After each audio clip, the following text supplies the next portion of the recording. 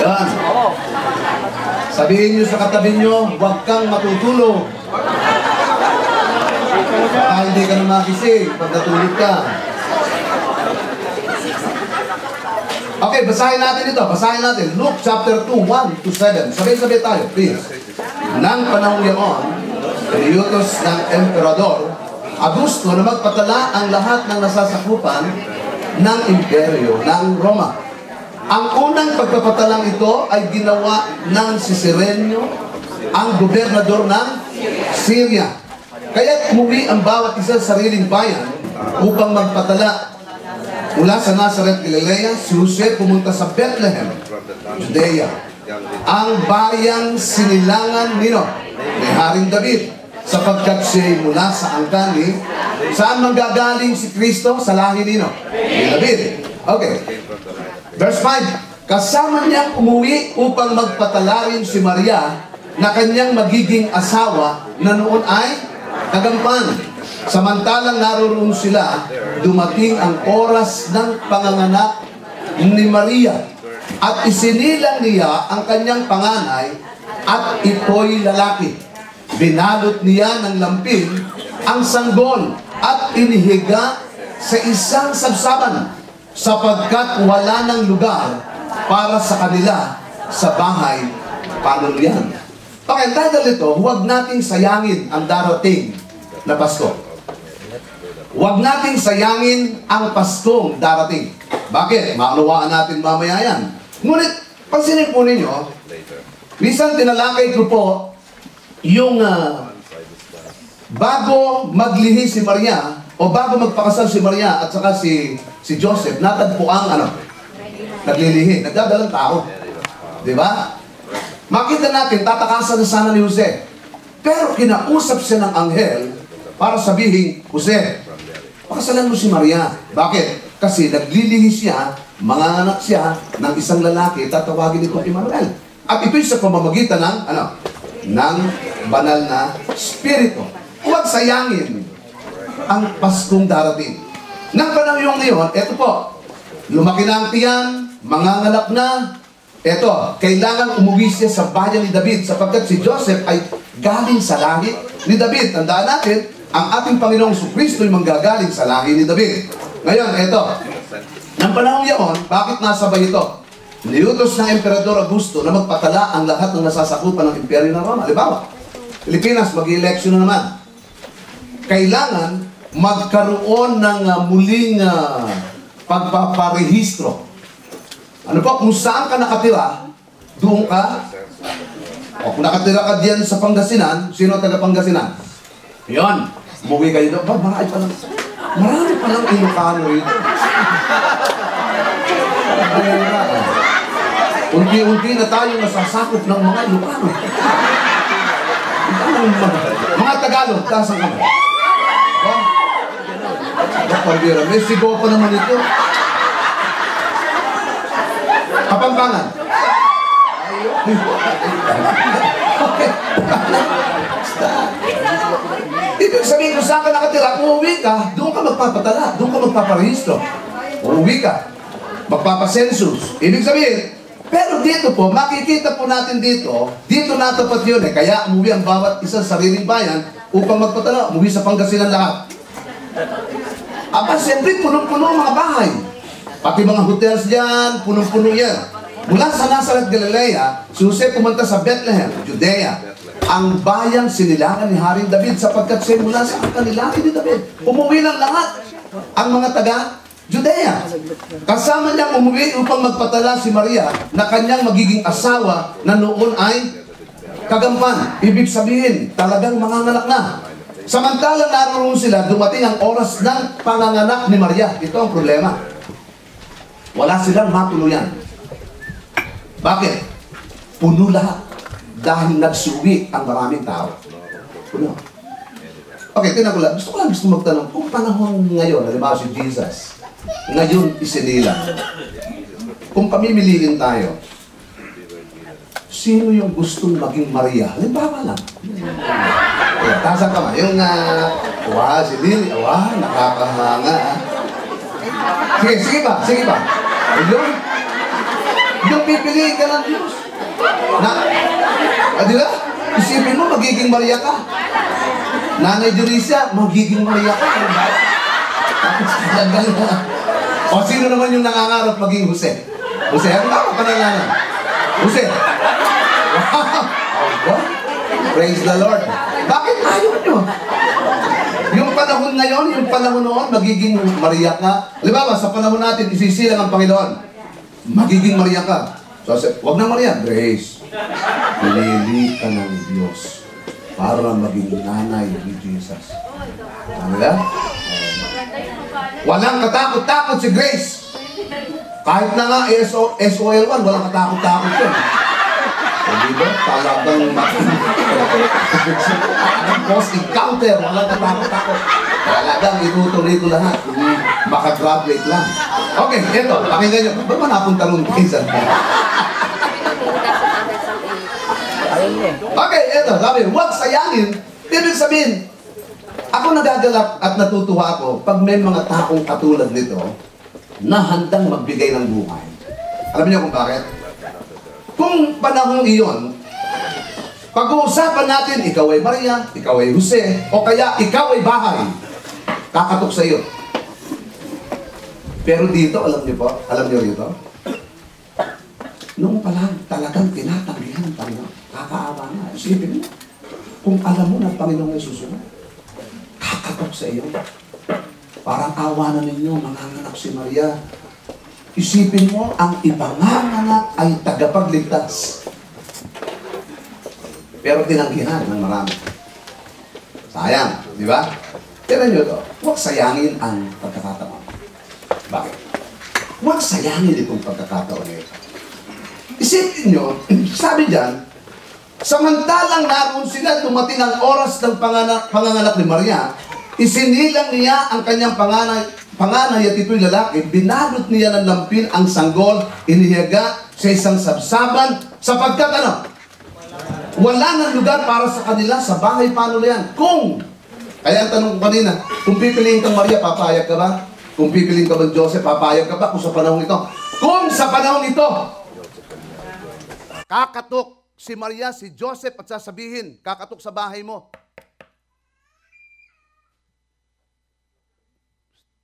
Si Jesus. Umiyak. Okay, tingnan niyo mabuti. Kumakatok sa bahay mo at ang sasabihin niya, manganganak ang aking asawa. Ano kaya? Hindi kaya tayo magbukas o posibleng hindi rin.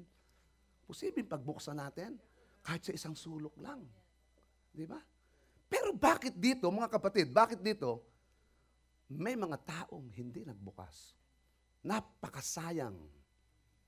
Sinayang yung pagkakataon na si Jesus ay makakatagpo mo at titira sa bahay mo. Sayang yan. Sabi ko nga, maraming pagkakataon ang nasasayang sa buhay natin. Ang sabi sa Colossus 4, chapter 5, o chapter 4, verse 5, sabi rito, tingnan nyo. Maging matalikino kayo sa pakikitungo sa mga hindi sumasampalataya, samantalahin ninyo ang bawat pagkakataon. Sikaping mawili sila sa pakikipag-usap sa inyo at pag-aralang mabuti kung paano tutugunin ang bawat isa. Kukuhanin ko lamang po yung bawat pagkakataon. Samantalahin ninyo ang bawat pagkakataon. Alam po ba ninyo na bawat pagkakataon ang Panginoong Hesus ay tumakatok sa atin lahat? Bawat pagkakataon po yan. Sabi ko nga, kung panahon siguro ni Jesus, ako'y buhay na, baka isa rin ako sa hindi magpapasok sa Kanya. Baka isa rin ako. Bakit? O posibleng ako din ay magpapasok sa Kanya. Maraming tao po ngayon, sasabihin natin, kilala ang Panginoon, pero talagang ayaw. Ayaw. Maraming sinasayang na pagkakataon. Di ba? Dapat yung pagkakataon na ito ay minsan lamang darating sa ating buhay at dapat kapag dumating na yung pagkakataon, hawakan po natin. Ito pong Pasko na ito, huwag sayangin yung Pasko. Bakit? Pwede tayong gumawa ng mabuti sa ating kapwa. Pwede tayong gumawa. Isipin nyo, ito. Alam ba nyo sa Pilipinas, nangaroling kami? tinatakbuhan kami ng tao. Opo, dito maganda nga pag nangaroling ka. Nangaroling kami kalasali sa Carson. Sino na napangarolingan namin? Taas ang kamay. Oh, praise the Lord. Pasensya na kayo sa aming Sino pa po yung hindi nakakarolingan? Okay. Kung nais po ninyong karolingan namin kayo, kakarolingan po namin kayo. Okay, tinan po ninyo. Bakit po? Gusto nyo maipag-pray yung bahay. Sa Pilipinas, nangaroling kami. Nangaroling po kami. Alam niyo, nung kumakanta na kami, hirap na kami sa kakakanta. Ayaw kaming pagbuksan. Alam niyo kung bakit? Dahil alam nila na lahat ng nangangaroling, pakinggan nyo, nanghihingi ng abuloy, pera. Pero nakalimutan nila na ang mga mananampalataya, ang ginagawa po namin noon, pinipili namin yung mga taong walang kakayanan at nagdadala po kami talaga ng bigas, mga groceries, lahat. Habang nangangaroling po kami ang nagbibigay. Kami ang nagbibigay. Di ba? Ganun tayo. Alam po ninyo, sayang yung pagkakataon, yung bahay hindi nagbukas. Hindi nagbukas. Magbibigay na sana kami. Napakarami, napakasaya sana ng Noche Buena nila. Hindi sila nagbukas sayang na pagkakataon. Kinaumagahan, nabalitaan nila. Naku, sayang, bakit di tayo nagbukas? Inahabol niya kami. Sabi ko, wala na po, naipamigay na namin sa iba. Mga kapatid, alam niyo, may mga pagkakataon na sinasayang tayo Sa umagang ito, hindi po nagkataon na kayo ay narito. Hindi po aksidente na kayo narito. Ang Panginoong Hesus kumakatok sa atin para buksan natin ang puso natin, tanggapin natin ang ating Panginoong Hesus. Huwag sayangin yung pagkakataon na yan. Bisa nag-usap kami. Lahat po ng kinakaroling namin ngayon, pupunta kami sa bahay, kakantahan namin, ipapanalangin, bibigyan pa kami ng pera, pagkatapos doon, pinakakain pa kami. At ito matindi, pinauuwian pa kami ng lahat ng mga niluto nila. Ilang araw na kaming nananalangin. Siguro mga 10 pounds na yung talagang dumadagdag. Ibig sabihin, ganoon kaginhawa ng mga roling dito. Salamat po sa inyo. Pero yung panalangin. Salamat sa pagbubukas ng bahay. Pero alam po ninyo, minsan na pag-usapan namin si Eleanor, paano ba tayo makagagawa ng magandang pagkakataon? Yung mabuti, sabi, samantalahin natin paggawa ng mabuti. Meron tayong isang kapatid na may sakit. Minsan binuksan ko sa prayer meeting, sabi niya, bakit hindi tayo magpunta roon, mga roling, at dala natin talaga sila? Gumawa tayo ng pagkakataon. Ibig sabihin, huwag nating sayangan yung bawat pagkakataon na makagawa ng mabuti. Itong darating pong Kapaskuhan na ito, meron ba kayong naiisip bigyan? Naisip ko lang, Pastor, bigyan yung asawa ko na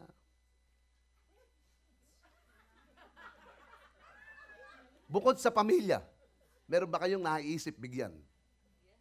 Ha? Huwag na po ninyo akong isipin. Ibigay lang po ninyo sa iba. Ha? Ibigay na po ninyo sa iba. Sapagkat, ang sabi po ng Biblia, samantalahin ninyo ang bawat pagkakataon. Alam po ba ninyo, marami pong mga Hudyo ang hindi naligtas kasi hindi nila sinayang o hindi nila iginagab yung opportunity. Eto na pala ang Panginoon, kumakatok na Isipin nyo, bakit? Saan sila? Saan isinilang ang Panginoon? Saan? Kung buhay ka na noon, papapasukin mo ba ang Panginoon? Sino ang magpapapasok sa Panginoon kung buhay na? Taas ang kamay. Praise the Lord. Salamat sa mga nagsasabi ng napakaganda na, sino yung hindi talaga papapasukin? Taas ang kamay. Hindi, totoo yun. Totoo yun. Totoo yun. Hindi mo alam Hindi mo alam. Okay. Pakitaas nga ang kamay nung magpapapasok sa Panginoon kung buhay ka na noon. Taas nga ang kamay. Praise the Lord.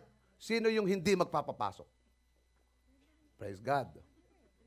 Mapupunta ka ng impyerno kung talagang, totoo yun Totoo po yun. Kasi hindi mo nga, bakit maraming hindi nagpapasok? Halimbawa, ngayon, kakatok ang Panginoon. Ngayon, sa araw na ito, sinong handang magpapasok sa Panginoon? Taas ang kamay. Palakpakan natin yung Panginoon. Alam niyo, ang Panginoon, kumakatok yan Kumakatok. Napakahina naman ng palakpak natin. Kumakatok ang Panginoon. Kaya po, sabi ko nga, ito pa. Hindi lamang huwag sayangin ang Paskong darating Sa Paskong darating, maraming pagkakataon. Gumawa tayo, samantalahin natin ang lahat ng pagkakataon. Sabi sa Galatians chapter 6:10. Sa paggawa ng mabuti sa ating kapwa. Lalo na sa mga kapatid, saan? Pananampalataya. Charis, meron ba tayong flyer ng kay Eddie Mesa? Bigyan niya po niyo ako ng isa. Meron ba tayo? Okay, tingnan niyo. Alam ba ninyo, pengi isa. Ito, yan o. Pagkakataon na, December 23, gumawa tayo ng pagkakataon, December 23, magyaya tayo ng maraming tao. Ito po ay free. Ano po? Pero, magkakanya-kanya tayong dala ng pagkain kasi simbang gabi sanayon yan eh. Ano ba ang nakakain pagka simbang gabi? Puto bumbong. Ano pa? Ano pa? Puto bumbong, bibingka, salabat. Kasi simbang gabi sanayon. Sino pakakainin natin? Mga bisita na, yung kulturang Pilipino gagawin natin. Mga kapatid, anyayahan nyo mga kaibigan nyo, gumawa kayo ng pagkakataon. Matagal nang hindi sila nakakakain ng puto bumbong. Bakit di mo pakainin? Halika, magluluto ako ng puto bumbong. Pakakainin kita. Pero sa totoo, bibili ka lang. Mahirap na magluto rito. Sino marunong magluto ng puto bumbong dito? Praise the Lord. Si James, ano? Okay. Ibig sabihin, mga kapatid, gumawa tayo ng pagkakataon na bawat, ang sabi dito, samantalahin natin ang lahat ng pagkakataon sa paggawa ng mabuti sa ating kapwa. Lalo na sa mga kapatid. Saan? Pananampalataya. Hindi ba? Huwag sayangin ang pagkakataon. Huwag na po tayong gumaya sa mga Hudyo ng panahon ngayon. Hindi pinapasok ang Panginoon. Eto, tinan nyo. Huwag sayangin ang panahon. Number 2, tinan nyo. Huwag sayangin ang panahon. Bakit? Nang makaalis na ang mga anghel, ito po, ginawa po ito, pagkatapos po niyan, ang Panginoon ay isinilang na. Pag binasa po ninyo ang Lucas chapter 2, 8 hanggang 14, nagpakita ang mga anghel. Saan nagpakita? Sa mga pastol. Ang sabi ng mga anghel, pag po yan ay sinamarize natin, ang sabi ng mga anghel diyan, ako'y may dalang mabuting balita. Ang mabuting balita na magdudulot sa inyo ng kagalakan, ng kapayapaan, kaligtasan. Ang sabi niya sa mga pastol. Ito na po. Nung makaalis ng mga anghel, sa Lucas chapter 2, 15-20, ito na ang sabi. Nang makaalis na ang mga anghel, pabalik sa langit, ang mga pastol ay nag-usap-usap agad. Anong sabi niyan? Nag-usap-usap. Tayo na sa Bethlehem. Gusto ko bilugan niyo ito. Tingnan natin. Tingnan natin itong ibinalita sa atin ng Panginoon. Huwag na tayong magsayang ng panahon kung totoo talaga ito. Di ba? Yung mga pastol ganyan. Tingnan natin. At nagmamadali silang lumakad at nakita nila sina Maria at Jose at ang sanggol na nakahiga saan? Sa sabsaban. Alam po ba niyo ang sabsaban? Kulungan ng mga hayop. Bakit? Dahil walang magpatuloy sa ating Panginoon. Alam po ba ninyo kapag ang Panginoong Jesucristo hindi nyo pinatutuloy sa puso natin? Para mo siyang inilalagay sa kulungan ng hayop. Kapag ang Panginoong Jesucristo ay nasa gilid lang ng puso mo, parang wala siyang karapatan o para bang wala siyang puwang sa puso mo. Nakita natin po yan. Kaya po sabi, kaya't isinaysay nila ang mga sinabi ng anghel tungkol sa sanggol na ito. Nagkwento sila. Nagtaka ang lahat ng nakarinig sa sinabi ng mga pastol. Natanim sa isip ni Maria mga bagay na ito at kanyang pinagbulay-bulay.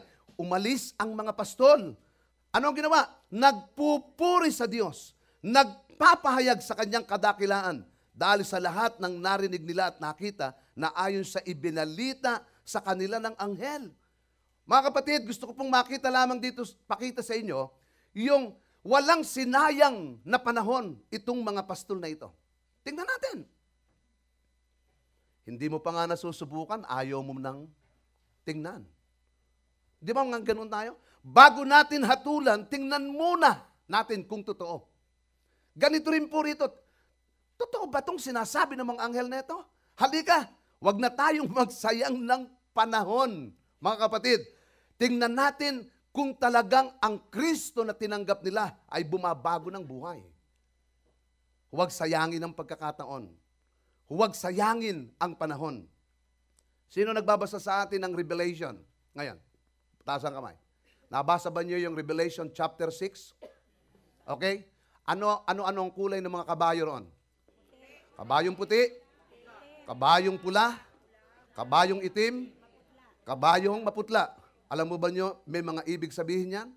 Ang kabayong puti, ayon doon sa aking binasa, doon po sa aking, ang sabi doon, ang kabayong puti ang nakasaka. Ito po kasi yung 7 taon na paghihirap ng tao. Yung talagang, ano tawag dito? 7 taon na talagang hirap na hirap. Tao. Great tribulation ang tawag dito. Ang sabi po rito, mga kapatid, yung kabayong puti, nakasakay ang Antichrist doon. Yung kabayong pula, ibig sabihin yan, digmaan, mapuli. Yung kabayong itim, matinding tagutom, kahirapan. Yung kabayong maputla, dumarating yung kawalan ng pag-asa, salot. Sabi doon sa 17:16 ng mga tao, Panginoon, sana tabunan na kami ng mga bundok na ito para wag namin sa hirap. Mga kapatid, alam nyo, wag natin sayangin yung panahon. Gusto pa ba ninyo abutan kayo nito? Ha? Pag ito naranasan natin, sasabihin natin, huwag na tayong ipinanganak. Sino gustong makaranas nun? Wala. Walang gustong makaranas nun. Ngayon pa lang, yung nararanasan natin, nabalitaan po ba ninyo yung nangyari doon sa Mindoro o Davao Oriental? Natabunan ng lupa. Libo-libo ang namamatay. Nagugutom, naghumahabol sa relief para lang makakain. Nabalitaan ba ninyo rito yung 20 bata, yung pinatay at Connecticut. Sobra ang sama ng tao. Basahin po na yan. Matthew chapter 24, 1-14, sasama ng sasama. Andi dyan ang palatandaan ng pagbabalik ng Panginoon. Bakit ko po sinasabi ito? Huwag nating sayangin ang panahon para hindi natin maipahayag ang ating Panginoong Hesukristo. Palakpakan natin ang ating Panginoon doon. Huwag nating sayangin ang pagkakataon na ito. Itong panahon na ito, para hindi natin maibalita ang tunay na diwa ng Christmas na nagdadala ng kaligtasan sa tao. Meron akong kaibigan, ito, kilala ni Nika, kilala ni Ella, si Brother Ernie, taga Valenzuela. Pakinggan niyo mabuti po ito. Ano apelyido ni Brother? Ano apelyido ni Brother Ernie? Acuña. Okay, tingnan niyo ito. Meron po kaming outreach dito sa Consuelo, Pampanga. Isla po yan eh. Kung sino mga taga Masantur sa inyo, alam niyan. Consuelo. Sa po yan ng, kung di ako nagkakamali, Makabebe o Masantol, Pampanga. Pag pumunta po kami doon, nagmimisyon kami, nakabangka kami, pagkatapos mainit ang araw, nakatira po siya sa Metro Manila. Nag-iikutan kami dyan kung sino magiging speaker doon sa lugar na yan. Pag ako, alibay, Buwaneto ako, sa susunod si Pastor Rolly, kung si Pastor Ike, o gano'n. Pag tuwing natatapat kay Brother Ernie, nagtataka kami, pag natatapat sa kanya yung ikot, lagi nagdadahilan may sakit daw siya. Yes, opo, totoo. Inamin niya to. Ito maganda, gusto kong paiklin yung kwento. Pagkatapos ng mga ilang taon o 2 mga buwan, nabalitaan po namin. Nagkasakit nga siya. Alam ba ninyo kung ano yung sakit niya? Nagkaroon po siya ng cancer. Nagkaroon ng cancer. Hindi ko alam sa baga, ano. Nung puntahan po namin, etong kanyang pangangaral sa amin. Ito, sabi niya, mga kapatid, huwag na huwag kayong magsisinungaling sa Panginoon. Pangalawa, huwag na huwag kayong magdadahilan pag sa Panginoon. Okay? Kasi yung dahilan mo. Huwag na huwag kayong, sabi niya, huwag ninyong sayangin ang panahon ninyo hanggat may lakas. Maglingkod kayo sa Panginoon. Umiiyak siya noon, nung dalawin po namin, nakaikot ang mga pastor sa kanya, hindi na halos makapagsalita. Sabi niya, gusto kong maglingkod ngayon sa Lord, pero wala na akong magawa. Sayang yung panahon. Kung hindi lang, inamin po niya yung kanyang, doon ko lang narinig, Pag daw siya pupunta ng Consuelo dahil ayaw niya, natatakot siya doon sa islang yun. Kasi talagang delikado po. Sakay ka ng bangka, marami pang NPA sa atin noon. Pupunta ka doon. Talaga raw pong nagdadahilan siya. Sabi niya, may sakit ako pero sa totoo, bisan daw, sakit daw yung likod. Sakit daw yung likod niya. Nagkatotoo yun. Kung ano ang sinabi mo, sabihin mong magandang lalaki yung asawa mo, gaganda yan. Sabihin mo.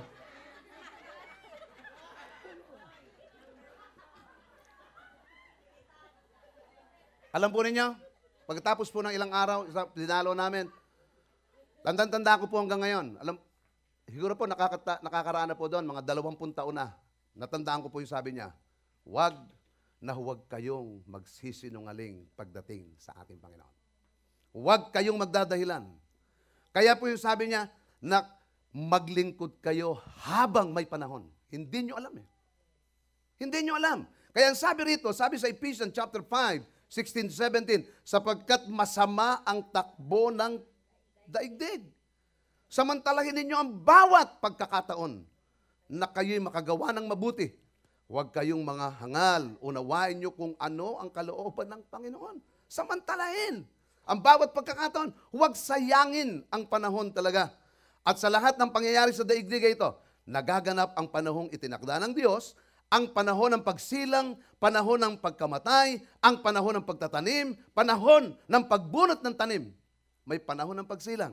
Kaya habang tayo nandito, samantalahin po natin, huwag sayangin yung panahon na ibinigay sa iyo ng Panginoon. Isipin nyo, kailan lang Pasko na naman. Di ba nyo napapansin niya? Pakabilis na. Kaya nga ang ginawa ko sa edad ko, paurong. Ayoko ng pasulong. Talagang mabilis eh. Mabilis.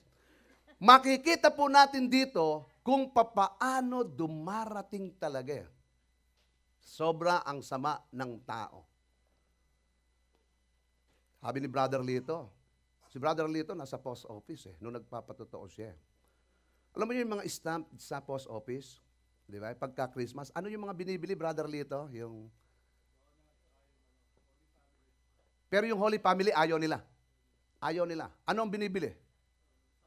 Santa Claus. Isipin nyo, Christmas. Kung hindi ba isinilang si Kristo, may Christmas ba? Wala. Pero ayaw ng taong bilhin yon. Parang sinasabi, ayaw namin kay Jesus. Isipin po natin yan. Dito tayo papasok. Kailangan ipahayag po natin ang ating Panginoong Jesucristo talaga isinilang sa sabsaban para sa kaligtasan ng maraming tao. Kaligtasan mo, kaligtasan ko, kaligtasan natin lahat. Huwag nating sasayangin yung panahon na yan. Bakit po? Sapagkat malapit na talaga. Malapit na. Hindi natin alam kung kailan. Walang nakakaalam. Pero isa lang ang tiyak, darating ang ating Panginoon. Tingnan nyo sa Awit 90:12. Basahin natin lahat. Yamang itong buhay namin maikli lang na panahon. Itanim sa isip namin upang kami ay ano? Huwag sayangin ang panahon. 20 years from now, ano na kaya tayo? Brother Ben? Brother Randy? Papa Joe? 20 years from now? Jomi? Si Alan? May buho ka pa kaya noon? Kuya Oscar? 20 taon mo lang ngayon, may buho ka pa kaya, Kuya Oscar? Wala.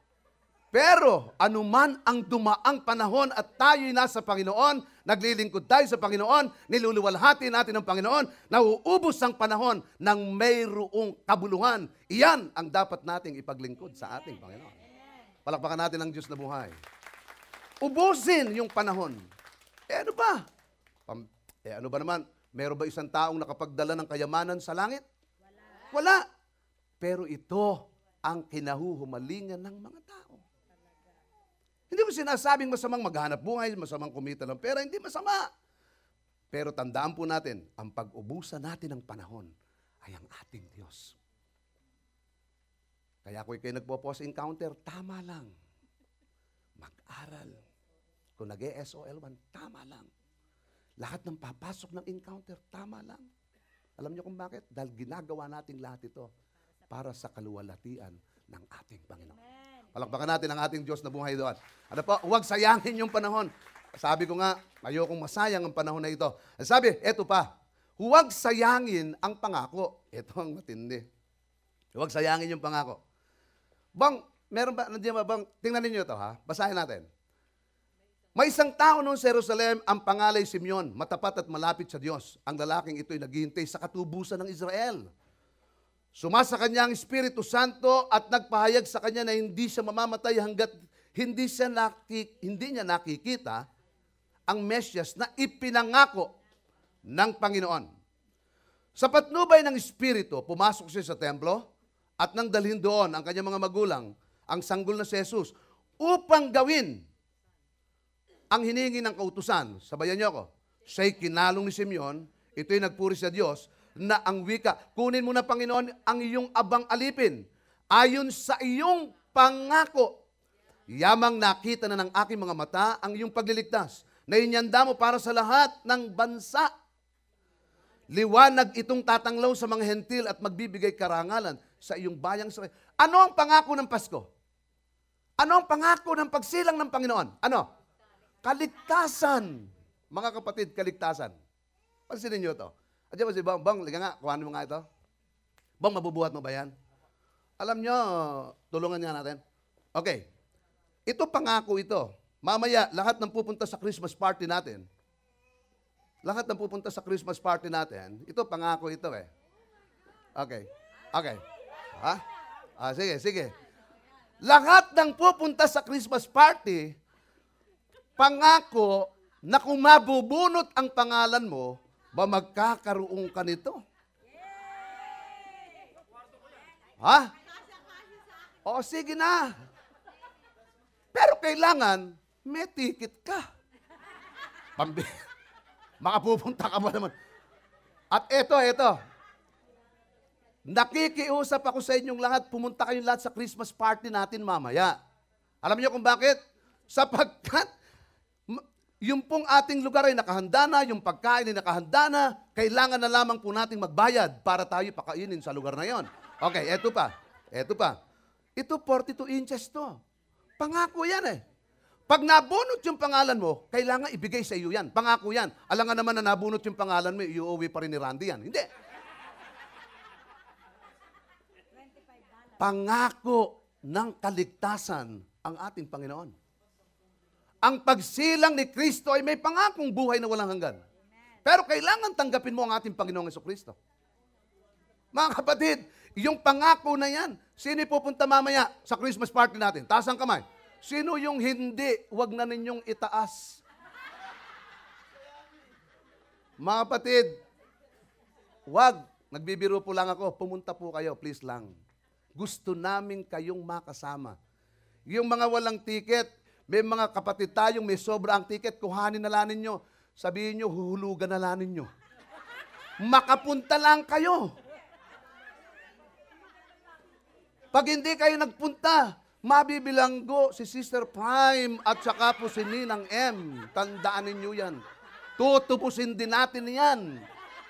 Maawa na kayo. Kasi po, pinareserve natin 215 tao, kailangan puntahan natin. Dito natin makikita yung pagkakaisa natin eh. May mga pangako, makukuha po ninyo yan.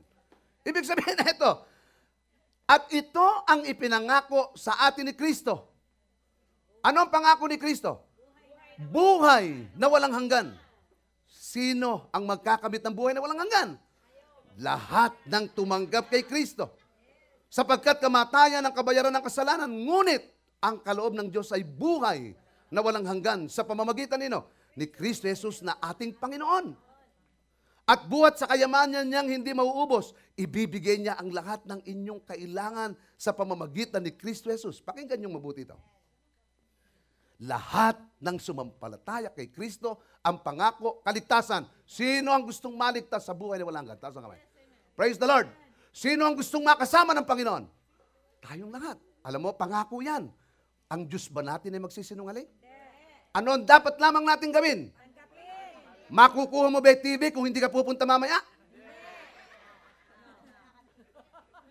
Wala. Sa totoo po, Pastor, may TV na kami. Pero mga kapatid, iba yung ikaw ang makakakuha niyan. Eh ano ba naman pag nakuha ninyo, di ibigay nyo sa akin kung meron na kayong TV. Oh, biro lang yan. Okay, pwedeng ibenta. Pwede. Okay. Dito ako magbabakas. Tingnan ha. Ito. Kailangan yung makuha ang buhay na walang hanggan. December 25 sa Pasko. Ito, pangako ko po ito, pero hindi alam ni Ella to. Naku, mabibigla yan. Lahat ng pupunta sa amin, bibigyan ko ng isang kabang bigas. Pangako ko yan. December 25.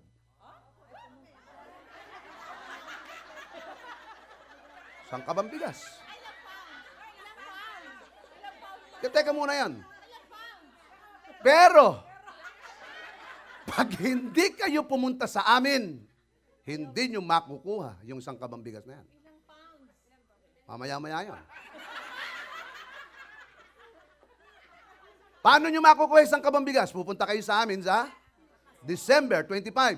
Pastor, hindi pwedeng magsinungaling. Ibibigay ko po yan.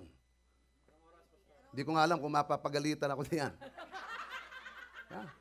Punta po kayo, alas 5 ng hapon. Apa? Oh yeah. Kaya lamang po yung lalagyan ko ng bigas, ang kabang, ganyan lang kalaki. Talagang, kuhanin po ninyo. Magtatampo ko pag hindi nyo yan kinuha. Ganyan lang. Ganyan lang po yan. Pag hindi nyo kinuha yan. Ha? Tandaan po natin, nasa Ziploc. Ibigay ko po sa inyo yan. Ha? At least, ang tawag ko ron ay isang kabang bigas. Wala kayong magagawa. Basta pumunta kayo. Okay. Paano nyo makuha? Pumunta kayo. Ang buhay na walang hanggan, makukuha mo kung tatanggapin mo ang ating Panginoong Hesus bilang Panginoon at tagapagligtas. Gusto mo bang mambuhay? Gusto mo bang makuha ang buhay na walang hanggan? Na pangako ng Panginoon, buksan mo ang puso mo, tanggapin mo ang ating Panginoon. Tayo lahat ay tumayo. Tayo lahat ay tumayo. Palakpakan natin ang ating Panginoon. Hallelujah. Glory to God. Salamat sa Panginoon. Salamat sa pangako ng Kapaskuhan. Nihiling ko lamang po na lahat tayo pumikit. Pumikit lang po tayo. Hindi po ako ang nangangako ng buhay na walang hanggan. Ang Diyos, kaya isinilang si Kristo. Kung ito'y nais mo, pangako niya, pwede mo itong makuha. Habang tayo nakapikit, kung nais mong makuha ang pangako ng buhay na walang hanggan, wala kang dapat gawin, kundi tanggapin siya, buksan ang iyong puso. Huwag tayong gumaya nung unang panahon na kumakatok si Maria at si Joseph at si Jesus, hindi pinagbuksan. Ngayon, pagbuksan mo siya. Pagbuksan mo siya. Gusto niya na maligtas ka. Lahat ng gustong magbukas ng kanyang puso, lahat ng gustong magpatuloy sa ating Panginoon. Huwag po kayong mahiya. Buhay na walang hanggan ang pangako niya. Itaas mo lamang ang iyong kamay, papanalangin kita. Sige po. Sige po. Praise God. Sige po. Taas niyong mataas. Huwag kayong mahiya. Huwag kayong mahiya. Buhay na walang hanggan to. Praise God. Sige po. Praise God. Salamat sa Panginoon. Salamat. Nakikita. Pwede po ba itaas niyo ng mataas na mataas yan? Nakikita kayo ng Panginoon. Hallelujah. Hallelujah. Salamat po sa Panginoon. Okay, nakataas po yung kamay niyo. Huwag niyo, basta po nakataas yan. Habang tumutugtog ang ating piano, huwag kayong mahiya. Papanalangin ko kayo. Ang pangakong ito, hindi ako nangangako. Bibigyan ka ng buhay na walang hanggan ng Panginoong Hesus. Lumapit ka sa akin. Halika po, lumapit ka sa akin sa unahan. Pagpe-pray kita, huwag kayong mahiya, halika. Kung ninanais natin talaga, buong tapang ninyo sabihin, binubuksan ko yung puso ko. Halika po, halika. Lahat nung nakataas ang kamay, halika po, halika. Nagtaas kayo ng kamay, halika po. Halika, kapatid, halika. Kapatid, halika. Kapatid, halika. Pagpe-pray kita, halika. Dito po tayo lahat. Huwag kayong maya. Dito po, dito. Nakita ko po kayo, nagtaas kayo ng kamay. Halika po, halika. Praise the Lord. Salamat sa Panginoon. Salamat. Salamat sa Diyos. Salamat. Halika po kayo, halika. Praise God. Salamat po. Okay. Dito po tayo. Halika po kayo. Lahat po ng gusto pang lumapit sa Panginoon. Salamat sa Diyos. Alam po ninyo, gusto kong tingnan ninyo ako sumandali. Hindi ako ang nangangako ng buhay na walang hanggan. Maliwanag. Sabi ng Bible. At ito ang pinangako sa atin ni Kristo. buhay na walang hanggan sa lahat ng tatanggap sa Kanya. Kung tunay na tinanggap natin ang Panginoong Yesus, sa oras na ito, ang inyong pangalan ay nasulat sa aklat ng buhay. Hindi po ako nagsabi, ang Biblia. Kailangan lamang magpatuloy po tayo sa patuloy na paglilingkod. Ito po'y pangako ng Diyos, kumakatok siya. Mahanga po ako sa inyo.